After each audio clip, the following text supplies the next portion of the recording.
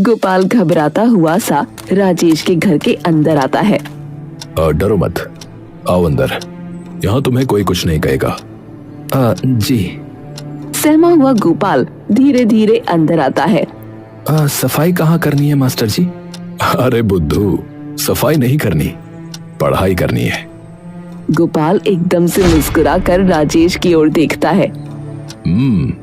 तुम्हें क्या लगा, सच में सफाई करने के लिए बुलाया तुम्हें? गोपाल मुस्कुराता हुआ राजेश की ओर देखता रहता है। तो प्रारंभ करें दरोगा साहब? जी मास्टर जी। देखो गोपाल, कस के मेहनत करनी है अगले 7-8 महीने, कि कोई ठाकुर वाकुर जैसा तुम्हारा कोई कुछ बिगाड़ी ना पाए फिर। जी मास्टर जी। अगले दिन से ही गोपाल अपनी कमर कस लेता है और पूरी मेहनत से अपनी परीक्षा की तैयारी करने लगता है।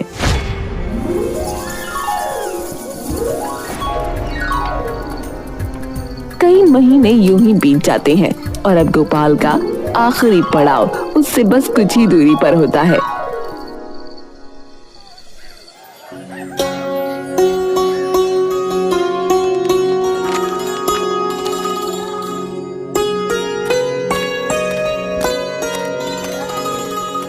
गोपाल सुनो। जी मास्टर जी। राजेश उसे एक मोटी सी किताब थमा देता है। ये लो, ये अर्थशास्त्र की किताब है। इसमें मैंने कुछ चीजों पर गोला लगाया है, उसे पढ़ लेना ठीक से, ठीक है? परीक्षा में आ सकता है, ठीक है? समझ गए? ठीक है मास्टर जी, धन्यवाद। राजेश किताब लेकर वापस घर आ जाता है।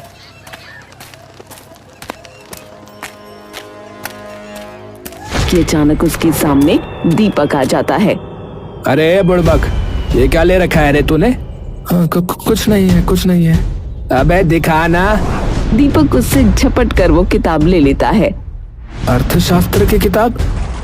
अबे तू क्या करेगा इसका? है तो का पढ़ना भी आता है क्या कोई अक्षर? है बुड़बक कहीं का। गोपाल डर कर अपना सर झुका लेता है। दीपक किताब खोलकर देखने लगता है। अबे ये तो मास्टर जी की किताब है बे, तो साला चोरी कर रहा है। रुक बेटा, अभी बाबूजी को बताता हूँ। हाँ, तोरी खाल नहीं उतरवा दिए ना तो बता दियो। अरे नहीं, अरे ऐसा नहीं है, मास्टर जी नहीं हमका दी है भैया।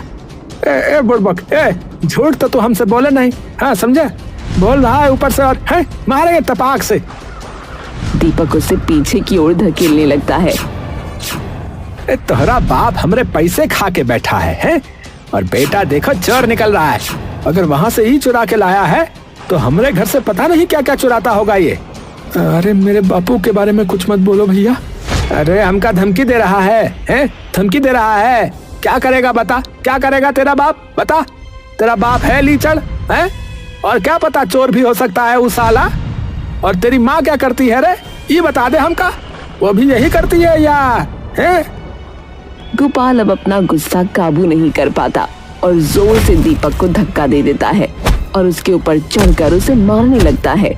तभी ठाकुर की नजर उस पर पड़ जाती है। अरे बज्जात के औलाद है बुड़बक, छोड़ उसको, छोड़ हमरे बेटवा को छोड़। और उसके बाल से नोच कर उसे उठा लेता है। ये साला बज्जात है, नीच कहीं का। तेरी इतनी औकात हो गई है कि हमरे पोते पे हाथ उठा रहा है। रुक साला, तुझे अभी बताता हूँ कि ये ठाकुर कौन है। हाँ, पर ये मेरे माँ बाप को भला बुरा बोल रहा था। ठाकुर उसे घसीटते हुए तबेले में ले जाकर फेंक देता है। अब सड़ता रहे यहाँ पर, हाँ भूखा प्यासा साला बज्जात कहीं का। ठाकुर उसे तबेले में बांधकर बाहर से ताला मार देता है। अरे हमरे बचुआ पे हाथ उठाएगा है? हमरे बचुआ पे हाथ उठाएगा। राजेश दौड़ता हुआ ठाकुर के घर आता है और सीधा ठाकुर के कमरे के भीतर घुस जाता है। ठाकुर साहब। अरे राजेश बाबू, अरे आइए। अरे क्या हो गया, इतने हाफ का है को रहे हैं? अरे नहीं ठाकुर साहब, वो गोपाल 2 दिनों से नहीं आया। ठाकुर एकदम से पलकें उठाकर राजेश की ओर देखता है। हाँ, अब से नहीं आएगा वो। क्यों, क्या हुआ? अरे चोर है साला नीच है। राजेश बाबू चोर है वो। आपके घर से जो है किताब चुरा के भाग रहा था, बताइए। किताब? और नहीं तो का। और फिर हमरे पोते पे हाथ उठा दिया रहा, तो बात दिए तबेले में ससुरे को। अब मरेगा ना वहां भूखा प्यासा, तो अकल आ जाएगा। हाँ अरे परीक्षा कल ही है और आज ये सब। ठाकुर साहब देखिए, बच्चे ने कुछ नहीं किया, उसे माफ कर दीजिए। उसे मैंने ही दी थी वो किताब पढ़ने के लिए। उसकी कल परीक्षा है। पिछले 6 महीने से वो उसकी तैयारी कर रहा है। आप कृपया उस लड़के को छोड़ दीजिए। ठाकुर गुस्से से भरी नजरों से राजेश की ओर देखता है। अच्छा, तो ये काम के बहाने वो पढ़ाई वढ़ाई चल रहा था।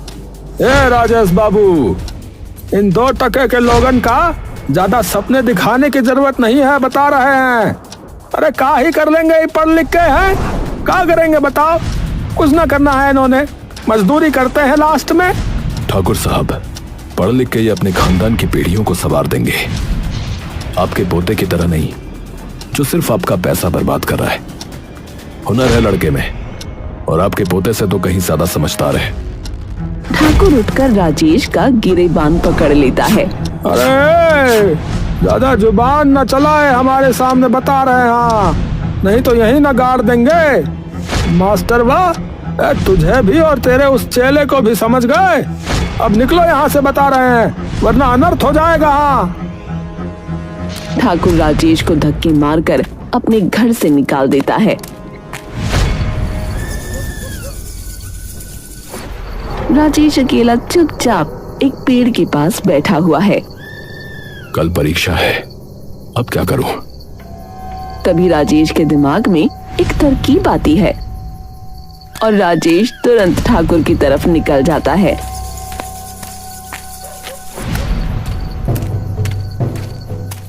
रात के साए में राजेश छुपते छुपाते तबेले के पास पहुंच जाता है और उस जंग खाए ताले की तरफ देखता है। ये तो एक बार में टूट जाएगा, वैसे ही जंग खाया हुआ है। राजेश पास ही के पत्थर को उठाकर वो ताला तोड़ देता है और सीधा अंदर घुस जाता है, जहां गोपाल बेहोशी की हालत में पड़ा था। राजेश दौड़ता हुआ गोपाल के पास जाता है और उसका मुंह थपथपाता है। गोपाल, गोपाल, अरे उठो बेटा गोपाल। मास्टर जी। हाँ, बोलो। मुझे एक बार अपने माँ बाप से मिलना है। ठीक है बेटा, कल परीक्षा से पहले सुबह वहां चले जाएंगे।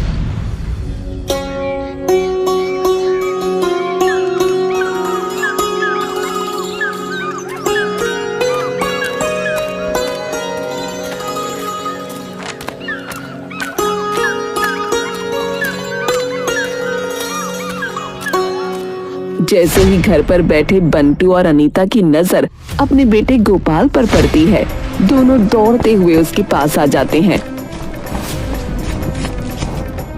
हे राम, गोपाल कहाँ? ठीक हो अम्मा, चिंता मत करो। अरे पर हुआ क्या है बेटा? राजेश और गोपाल उन्हें सारी बातें बता देते हैं। अरे माफ कर दे बेटा, हमरे कर्मों का बोझ तोहरे पल्ले पड़ गया बेटा।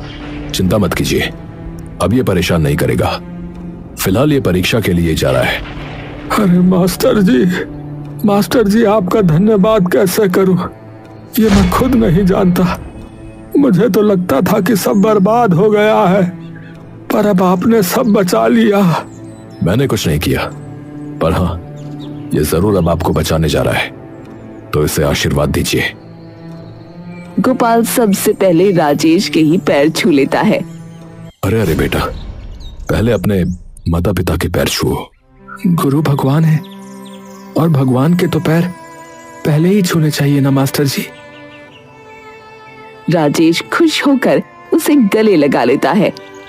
तुम जो भी करो, भगवान करे उसमें तुम्हें सदा जीत ही मिले। गोपाल अपने माता पिता के पैर छूकर अब अपनी परीक्षा के लिए जाता है। ठाकुर गुस्से से कांपता हुआ तबेले के सामने खड़ा होता है। किसकी इतनी जरूरत हो गई रे जो उसे यहाँ से लेकर गया है? एक बार हमरे पकड़ में आ जाए बस, उसकी खाल ना उतार दी तो बता रहे हैं। हाँ बता रहे हैं फिर हम। बाबूजी, उसके माँ बाप को उठा लो, मैं तो कह रहा हूँ उन्हें पता होगा। हाँ अरे शाबाश, सही बोला है, सही बोला है। चल अभी देखते हैं साला का।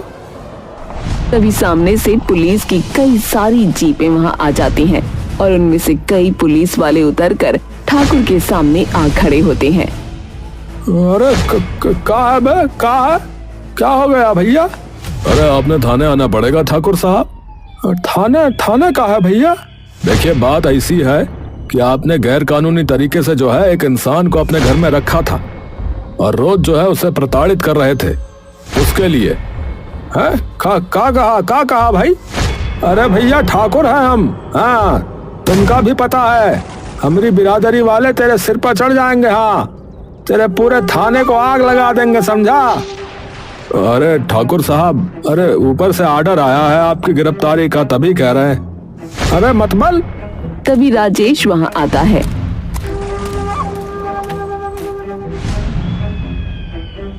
मतलब कि जान पहचान तुम्हारी ही नहीं है, सिर्फ मेरी भी है, और वो भी शहर में जहां तुम्हें कोई नहीं पूछेगा।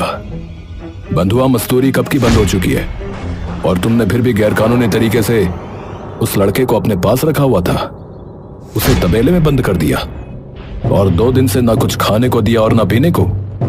ए साला, ये मतबल कि तू ही निकाल के ले गया है रे उसे? हैं? हाँ मैं ही ले गया उसे। तुम बुज़दिलों से दूर, जिनको ये डर लगा रहता है कि कहीं किसी गरीब का बच्चा पढ़ के तुमसे ऊपर ना निकल जाए। और ये भी सुन लो, अब बैठा परीक्षा दे रहा है वो, बस पहुंच ही गया समझो तुमसे ऊपर। अब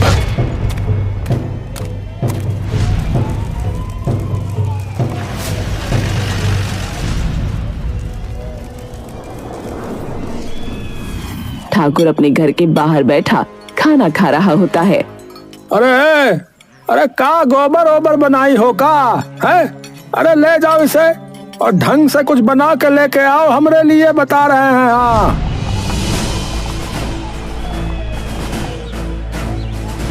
अरे साला, अब क्या हो गया भैया? गोपाल चुपचाप मुस्कुराकर ठाकुर की तरफ देखता रहता है। अरे घूर का रहा है बे? अरे तुमको लगता है कि हम डर जाएंगे? हाँ हम डर जाएंगे? आप भूल गए क्या ठाकुर साहब? अरे का भूल गया लगा रखा है भैया। अरे हम कुछ नहीं भूलता हूँ। हाँ आप मुझे भूल गए क्या? आपकी भैंसों को तो याद ही होगा, उनकी तो खूब देखभाल की है मैंने कई महीने।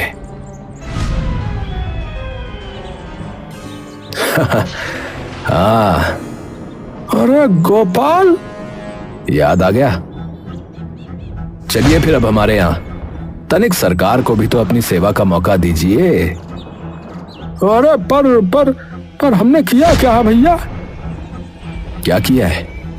गैर कानूनी तरीके से कईयों की जमीन जब्त की है और कई दूसरी जात वालों को मारा पीटा है, औरतों के साथ बदतमीजी की है, और मेरे साथ तो याद ही होगा ना, पिछली बार छूट गए थे ठाकुर साहब, अब की बार तुम्हें कोई नहीं छोड़ेगा। अब अबे ओ, 2 अक्षर पढ़ के तुमको क्या लगता है भैया है कि तुम हमसे ऊपर हो गए?